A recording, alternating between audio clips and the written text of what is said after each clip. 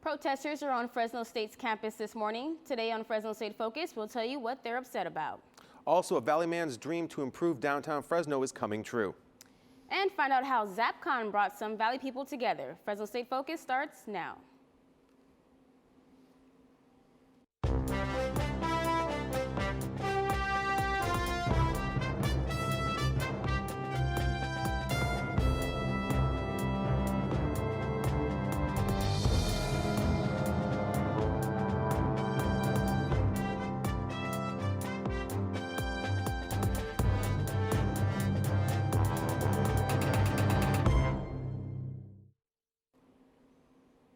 Hello and welcome to Fresno State Focus. I'm Tia Vance. And I'm John Dix.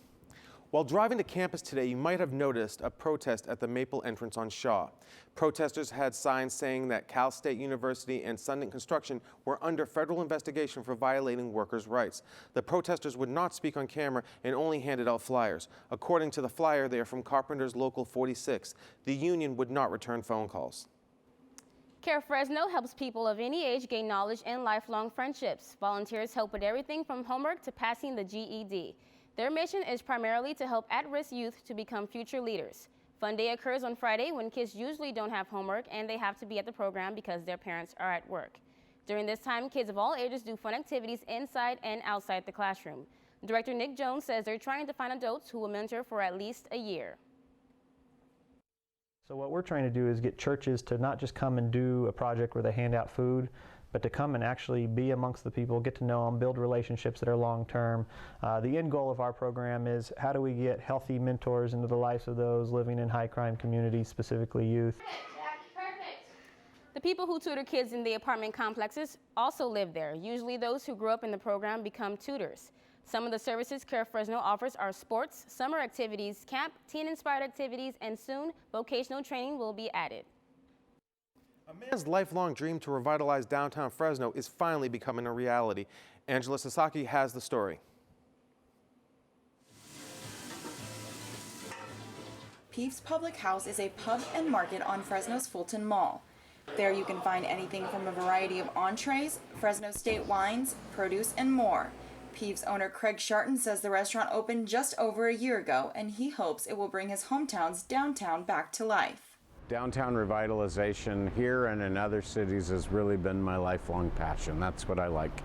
I started in the Tower District when I was 25, and I really like revitalization and also economic development by supporting local business. Fresno has several restaurants to choose from, but the unique thing about Peeves Public House is its farm-to-table methods. In fact, almost everything on the menu is made with fresh produce from right here in the Central Valley, including this one right here. The chicken entree I tried was served with zucchini and homemade lentil beans, but this dish is just one of many. The menu actually changes daily to accommodate fresh produce, and everything on it is made from scratch. In addition to home-style cooked meals, you can also buy local wines, jams, seasonings, and various home goods from the market inside.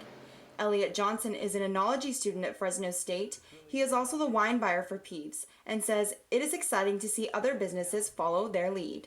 It's great to see the effects of what we're doing kind of help ripple across and get more attention to sort of this new wave of returning to fresh produce.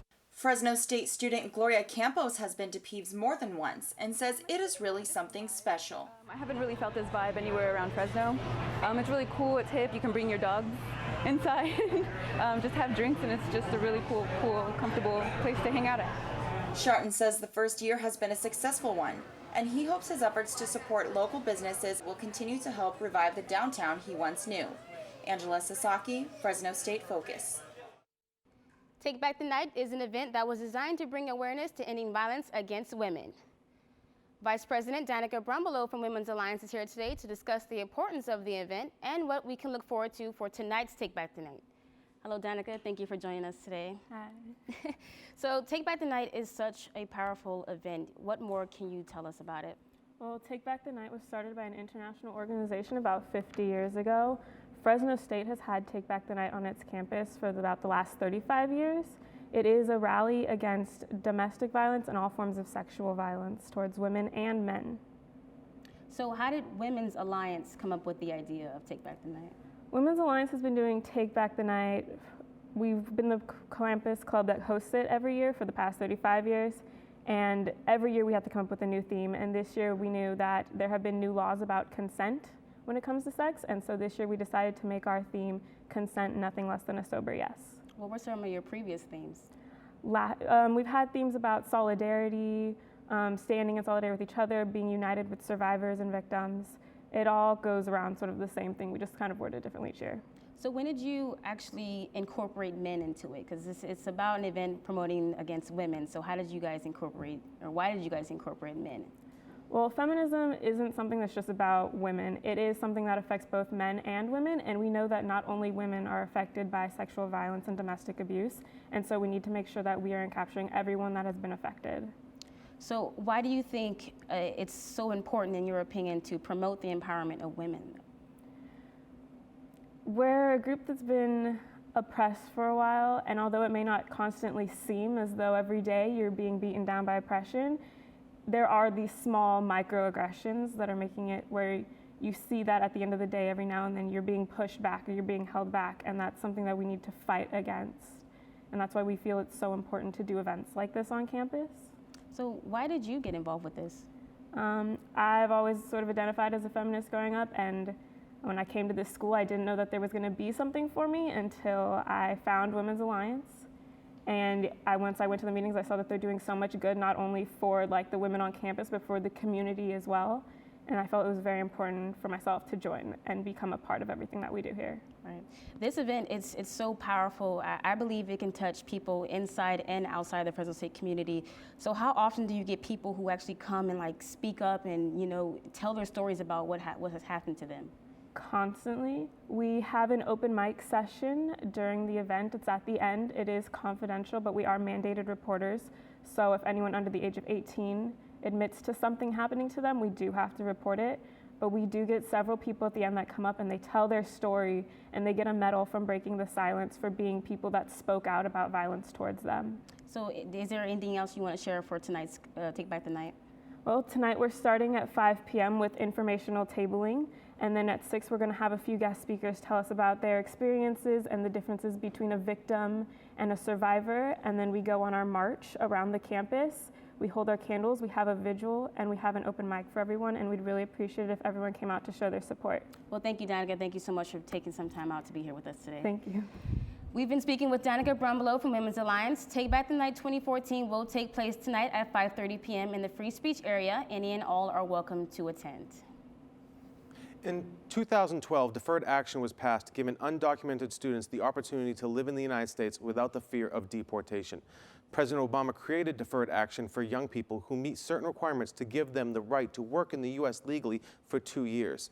Marcela Cobavaras is director of the Deferred Action Program in Fresno and says that this status can be renewed. If they're reapplying, they have to submit their packets within 150 and 120 days prior to the expiration date. If Dreamers don't get their work permits within 150 days, they are guaranteed an extension until they receive their permit. With laws like deferred action, students without legal status are able to continue with their education. Diversity across the Fresno State campus is strongly reflecting in the work of its students, faculty, and staff. Fresno State's Library Diversity Committee displays an open house every month to speak about the importance of learning and appreciating different lifestyles. The committee is dedicated to reducing any barriers to success that come from race, ethnicity, culture, and much more. Some members experience extreme poverty and prejudices and were still able to find the courage to achieve a college education. Co-chairs Jennifer Crow and Julie Moore says that the LDC focuses on all cultures with an open mind. In addition to different races, different cultures, different histories, we look at all peoples, and it's just very important. The LDC wants to encourage the Fresno State community to consider the importance of maintaining a harassment-free campus. An open house is held once a month in the library to promote the significance of it. This weekend, game lovers and comic readers got a chance to experience one of the biggest comic conventions around this area. ZapCon was a two-day event that offered board game tournaments, comics, gaming, and cosplay while giving artists a chance to sell their art. It also had guest speakers such as Blake Foster, preteen Power Ranger from the series Power Rangers Turbo. This convention was not only held to sell comics or play video games, but also to meet people who share similar interests. That's why Jenica Ortiz decided to attend. Okay, this is my perfect chance to just go to a little local convention and hang out with people who actually like stuff that I do. So it's just sort of fun for me to just connect with people that like the same things as me. This is the first time ZapCon takes place, and organizers hope that this event happens every year with the help of geeks around the Central Valley. The convention was held in the Fresno Convention Center, Valdez Hall. Fresno State is working hard to find a cure for breast cancer. Coming up on Fresno State Focus, how biology students are doing their part. Plus, we'll be visiting professor who has stories to tell about his time in Asia. All that when we come back.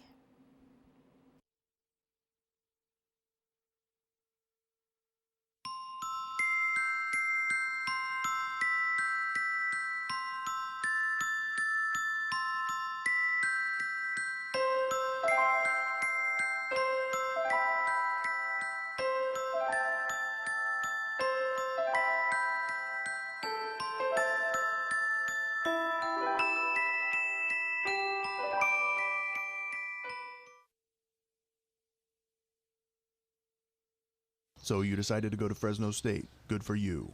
But you were too insecure to show Fresno State pride? That's a problem. Because you never bothered to show pride in your school, you are shunned by other students. Professors can smell the stench of impending failure on you and take no pity. Even the mass communication students agree you have no future. But all of this could have been avoided if you simply showed your pride for Fresno State. I am Fresno State. Fresno State pride. Show it or face the consequences. With the number of breast cancer cases rising in the valley, many people are raising money to help find a cure for the disease. Dana Lipkin tells us how biology students are doing their share of the research. Summer, it was the infamous ALS Ice Bucket Challenge, a challenge where people raised awareness for amyotrophic lateral sclerosis. From celebrities like James Franco, Carrie Underwood, and even the Today Show, Matt Lauer, people all over the world were fighting for the cause. Now, it's October, National Breast Cancer Awareness Month, and the pink is endless. People wearing pink clothes and wigs, to even the NFL supporting the cause with pink socks, shoes, and wristbands. But where does the fundraising money go to by raising awareness? Much of it goes to research, and here at Fresno State, the school has joined forces with the National Cancer Institute to help find a cure for the disease. Fresno State professor Jason Bush has many projects focused around breast cancer, trying to figure out what is going on with the cells by using live cancer cells, looking into many characteristics of them. We are looking at different aspects in the biology of breast cancer cells. So things like how do they respond to various drugs. For example, there is a particular type of drug that is used to treat women with metastatic breast cancer. If the cancer isn't treated, it can travel to other places in the body like the liver, lungs, bloodstream, and bones. Senior Kenya Covarrubias has been studying the breast cancer cell for the last 3 years. I think it's really interesting about breast cancer and just cancer in general is that it's not consistent. It's always constantly changing. So when you'll think that you found something and then the next day or maybe the next month it'll be something totally different. Bush explained that most women that have breast cancer carry the cancer gene, but that was not the case for breast cancer survivor Leslie Menas. I don't carry the gene. I was tested and I don't carry the gene, and it was just a fluke thing. And people are fighting for cures all across the valley, and on October 25th, don't miss the 16th annual Komen G race, which will take place here at Fresno State. Thousands of people are expected to run in this year's event, and $350,000 is this year's goal for the cure. Dana Lipkin, Fresno State Focus. Good instructors have experience in what they teach. Bradley Martin is no different. He was a foreign correspondent in Asia for both Newsweek and the Wall Street Journal. Now Martin is sharing his stories and wisdom with Fresno State students. This semester he is teaching foreign correspondence and in-depth reporting. He says that he loves traveling to different universities to share his experience. If I can teach people to write better, organize the story better and write it better and make it make more sense, I enjoy that. That's great. For the spring 2015 semester, Martin will again teach the class on in-depth reporting and a new course on global media. Many Fresno State students do an internship just looking for some real-world experience. Some turn that internship into something more. With me today is one of the lucky ones. Jessica Philgate is a graduate of Fresno State who turned an internship into a job doing marketing for Fulton 55 here in Fresno. Thank you for joining us. Thank you for having me. So how many internships did you start with? Well, I've had several. I've worked at the Art Museum, the Fresno Art Museum. I've worked with, interned for the Fresno Clovis Convention Visitors Bureau and also Fulton 55. And doing those internships, what experience did it get you to help you get a job with one of them later on? Well, internships are very valuable. They help you meet people and get out there in the community, and you can use those relationships a lot when you're actually in your job. And so it really helps you to build confidence and to learn about the career that you may want. Even if your internship isn't completely related to what you want to do, there's still a lot of things that can relate. And what was your major? What did you major? Marketing. And so the class that you took, how did that prepare you for your internships, or did it prepare you? Well, I actually have my certificate in sports and entertainment facility management, which really prepared me for my internship at Fulton 55. Also through my experience of stage management, I was able to take all my learnings from that to apply to my marketing or whatever job I have within Fulton 55. So I'm sorry, go ahead. Which is a concert venue and has many departments, more than just marketing. Okay, well, so how did you turn your internship into a job? Well, I applied for an internship at Fulton 55 and I got in, and I also did another marketing internship with Fulton 55 again, and they liked having me so much, and a business student and my experience and what I've learned through my lessons, and they decided to keep me on. And so what do you do for them now? So now I am assistant to the general manager, and I have a whole bunch of duties. So I do everything from box office and bookkeeping, inventory for the bar, marketing, promotion, and that's how I met you, was through promoting at Fresno State. And so now you come to campus and you promote Fresno State. How do you go about doing that? What do you do there? Yeah, well, we set up a table in the free speech area, and we just want to educate people about what music is out there, and even if you're not familiar with it, we just want people to come out and enjoy and experience the music, all different kinds of genres. And so we hand out flyers, we get people to fill out their email address for our email subscribers. Okay, so tell me a little bit about Fulton 55. What is it? How long has it been around? It's almost been around for 4 years, and so it's 4 years new, and it's a beautiful venue, 2-story brick building, kind of an industrial feel inside, and it's a very unique live music venue in downtown Fresno. And we have everything from comedy tonight, and we have rock bands, reggae, I mean, every genre you can think of. Well, thank you so much for taking your time with us today. Thank you for having Jessica me. Philgate, she's a Fresno State alumnus. Coming up in sports, a CrossFit gym opens to help strengthen the community. Plus, find out who made the most half-court shots at last night's Fresno State basketball scrimmage. Stay tuned for sports with Kiley, Shae, Aldridge.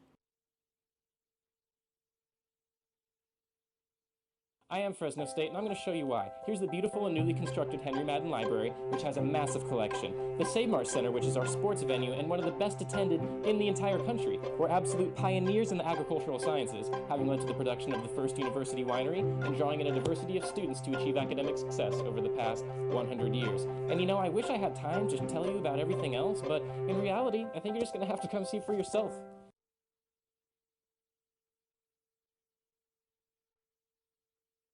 I am, and always will be.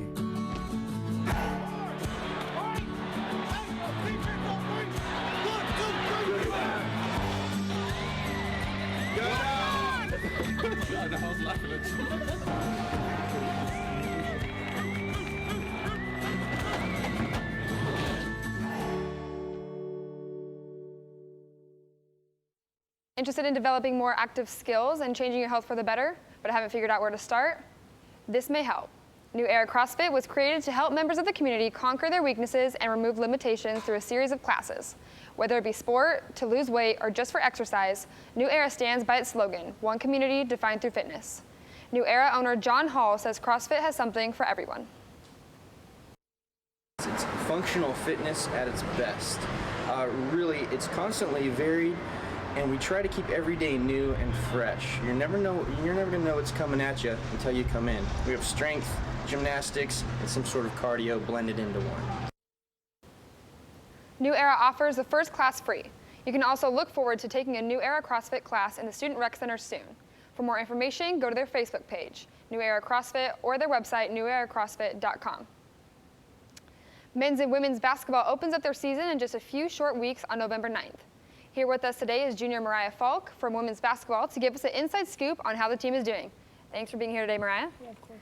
All right, so you guys have a few new freshmen, right? What are they looking like? We actually only have one actual freshman. She's a red shirt. She was here last year, and then we have a bunch of transfers. A bunch of transfers? Yeah, so so far the season has been like a lot of new learning. We have a new coach, obviously, so we're all kind of in the same boat. We all kind of feel like freshmen, learning like a whole new offense and defensive strategies. All right, so you do have a new head coach. Do you like her so far? Is she doing a really good job? Yeah, she's awesome. The offense we run is like, it allows us to be very creative and just play free and make it fun to watch. We try to get up and down the court so it's not too boring for the fans and just try to make it exciting for everyone who comes to the games. All right, speaking of exciting, you guys went to Australia this summer, right? So Yeah. tell me a little bit about that. It was an amazing experience. We got to scuba dive in the Great Barrier Reef, and that was something I never thought I would do. And just, I thought I was gonna have more of a culture shock, but it's a lot like America, but it was like a once in a lifetime experience. It was awesome. And you guys played some exhibition games, right? Against were like the Australian teams a little bit different than teams you play here, or? Their style of play is a lot different. It's more slowed down. The rules were a lot different. The court was like much wider, like the key, and it was freezing in there. They don't believe in like heaters or anything, so it's just like straight up, just you're frozen the whole entire game. And you guys have, you had a couple teammates that are from Australia, right? So how was that like for them getting to? They loved it. They loved having us there. We actually got to go to Alex Sheedy's house and like see just where she grows up and eat with her family, and I think that meant a lot to them just for us to like understand their culture. All right, so how good was that trip for you guys? Because you guys do have a new head coach and a couple new players. So how was that for you guys, like bonding wise, so going into the season? It definitely made going into practices a lot better because we were able to like have a feel for each other. We knew how each other played. I think that's going to give us the upper hand on like a lot of people in our conference because we've actually played games and kind of already learned a chemistry with each other. Absolutely. So what's the atmosphere like in the locker room or at practice right now? Like, are you guys excited for season? Are you guys ready to go? Yeah, everyone's just like, it's like so close, but it seems like it's so far away. So everyone's really anxious to just get going. Absolutely, absolutely. So you guys did lose a couple key players last year, you know, Bree Farley, Taylor Thompson. How are you guys gonna work towards, you know, filling in those roles? I think this year roles are a lot more spread out. Last year we relied on a lot of scoring on Taylor Thompson and Bree Farley. But this year, I mean, we have Alex Sheedy coming back, who's a senior and is going to give us a bunch of points a game. But the roles are really spread out, so I think everyone's going to contribute in different ways this year. That's great. All right. Thanks, Mariah. We've been talking with Mariah Falk, junior guard for the Fresno State women's basketball team. Men's and women's basketball hosted their red and white hoops night yesterday evening at the Save Mart Center. GlobalDogs.com explained that last night was a chance for the Red Waves to get a preview of how both teams are looking as they look forward to season. There were a number of events, including a three-point contest and a dunk contest. Cesar Guerrero from men's basketball made an impressive 5 half-court shots on the night. I just got into like a little zone and I just started making them and just went with the same routine all the time and just threw them up, and I hit 5 in a row. So hopefully it comes on to Sports Center top 10. Yeah, It was a good night for Bulldog basketball. The men's team will open up versus UC Santa Cruz, and the women's will open up against Notre Dame de Namur. Both are on November 9th at the Save Mart Center. What used to be one of the biggest Halloween attractions in Clovis is now up for sale and set to be demolished in a few short months. It's been said that Wolf Manor is haunted. Reporter Marina Minas goes inside for the story.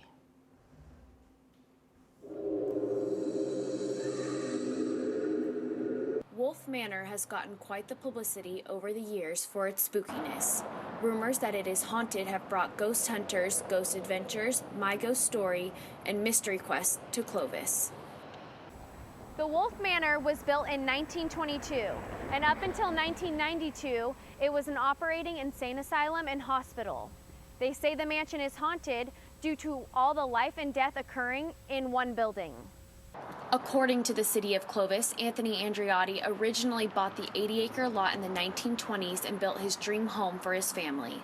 The home consists of 5 bedrooms, an elaborate ballroom, and a basement where the pool was. Andreotti couldn't afford the construction cost and eventually lost the home. It later became a sanitarium where many people who were being treated for illnesses died. The terrifying home is up for sale again because the current owner, Todd Wolf, can't afford the $1 million in repairs needed to meet safety regulations. Assistant City Manager John Holt says the City of Clovis has designated the house unsafe to occupy. The city is going to take on the burden of demolishing the building, and then we would lien the property to get the cost back when the property sells. Fresno State professor Two Trees Har Ferris is a paranormal analyst. He says if there are spirits there, tearing down the house isn't going to make them go away.